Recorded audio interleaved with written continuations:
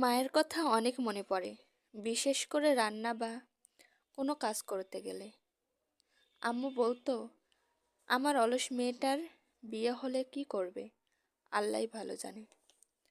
আমিও মজার ছলে বলতাম, তুমি তো আছোই, আমার কিসের চিন্তা, ঘর জামাই থাকবো, তাহলেই আমায় কোনো কাজ করতে হবে না।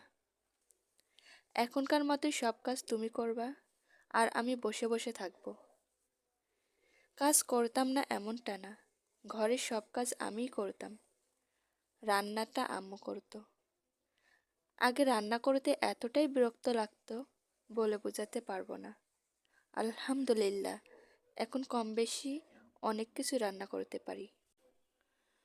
পরিস্থিতি মানুষকে সব কিছুই বুঝিয়ে দেয়, সব কিছুই শিখিয়ে দেয়। তবে আল্লাহ তাআলা যা করেন ভালোর জন্যই করেন। সব কিছুর জন্য আল্লাহর কাছে শুকরিয়া, আলহামদুলিল্লাহ।